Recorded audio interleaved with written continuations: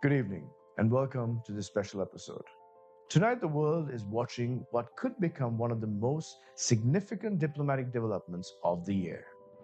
After approximately 107 days of conflict, the United States and Iran have announced that they have reached an agreement that both sides say could bring an end to the war that began on February 28th, when the US and Israel strikes targeted locations across Iran, triggering retaliatory attacks by Iran against Israel, US allied states across the Gulf region.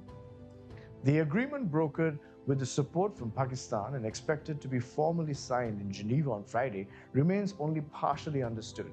The full text has not been released, and key details are still emerging.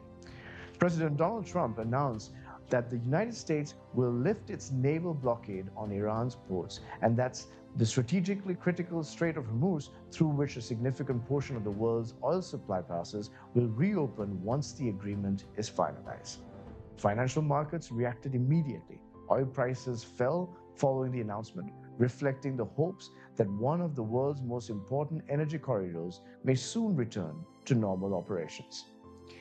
Iran officials have welcomed the agreement, with senior military leaders portraying it as a victory for Tehran. The United States has likewise presented the deal as a major diplomatic achievement.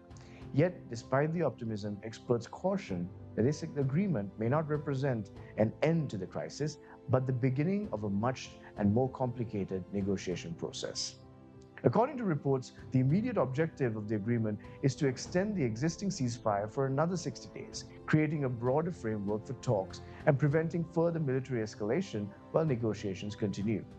Why the world has reason to celebrate? That's what we want to talk about. First, the agreement dramatically reduces the immediate risk of a wider regional war. Second, the reopening of the Strait of Hormuz could stabilize global energy markets and ease pressure on economies already facing inflation and uncertainty. Third, the agreement creates an opportunity for diplomacy after months of military confrontation that has cost lives, displaced civilians, disrupted trade routes, and heightened fears of a broader Middle East conflict. For millions of people across the region, even a temporary pause in fighting offers hope that further bloodshed can be avoided. Yet, why should the world remain cautious? There are significant questions that remain unanswered.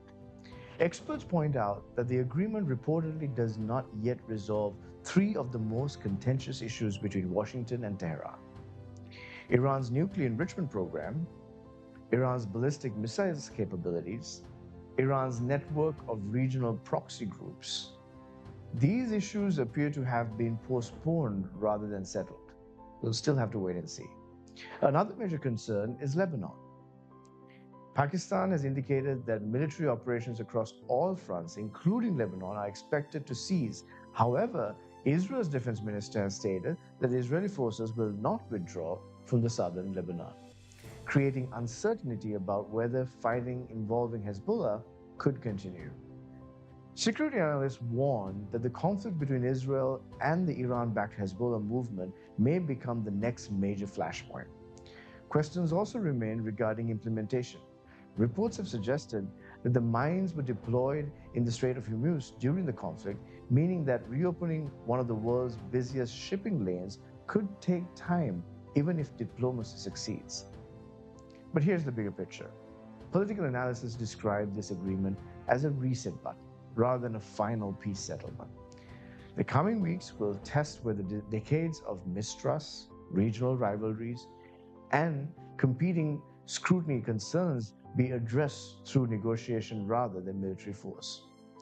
World leaders are expected to discuss agreements extensively at the upcoming G7 summit in France, where attention will focus whether this fragile breakthrough can evolve into a lasting peace.